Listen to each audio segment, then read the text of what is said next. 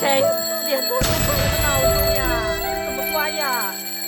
神经病吧？这是谁犯的？肯定是夏潜龙，是个神经病。夏潜龙，祝你晚上做噩梦。我跟你讲，睡觉睡觉。什么情况？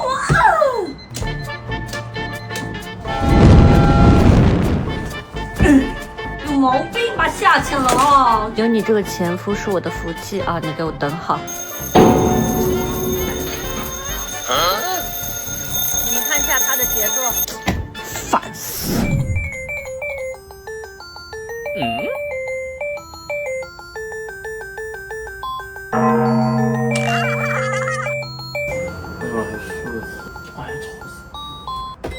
怎么办？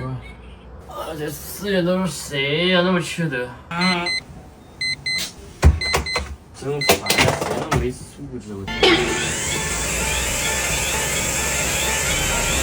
啥呀？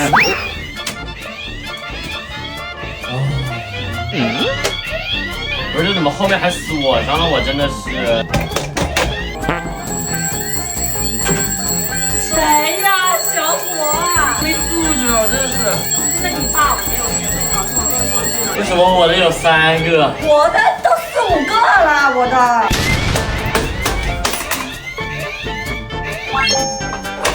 脸好了，妈呀，都不知道他刚刚在我边上飞起来了，吓我一跳。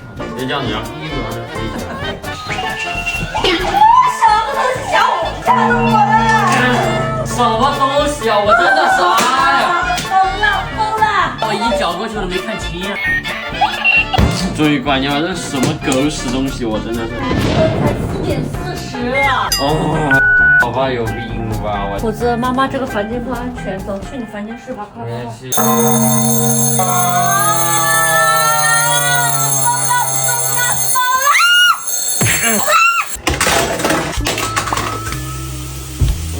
好困啊，小虎。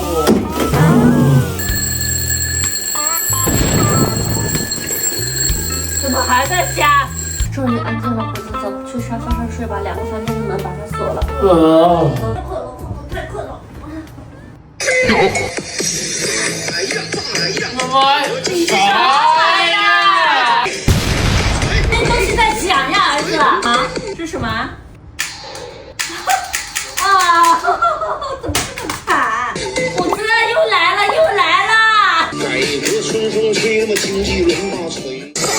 又来了，儿子又来了，又来了！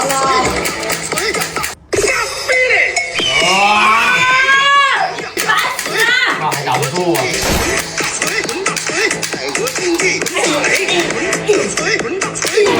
终于打到了，儿子。好累啊，好困啊！我怕是人啊！有点着。还睡吗，儿子？我们别睡了吧，我脑子里全是闹钟的声音。我们去吃早餐吧，儿子。儿子，我们不要待在家里。小虎，整个小区只有我们2个醒着吧？太早了，下去了。你真狗啊你！这是我们2个第一次这么早起来吃早餐，除了哈尔滨有一次也是起得很早，然后这个真的太早了。哈尔滨有我。没有，你没去。夏潜龙，你这个人真损啊！你看你儿子，谢谢老夏啊，能让我们吃到一个5点钟的早饭，好久没有吃过5点钟的早饭了。妈，我听着闹钟的声音。我也听到闹钟声音，我觉得咱俩被闹傻了，真的是，怎么会有闹钟的声音呢？太过分了啊，这个就太过分了啊！基本素质呢啊！夏潜龙，你真的是做个人吧，真的。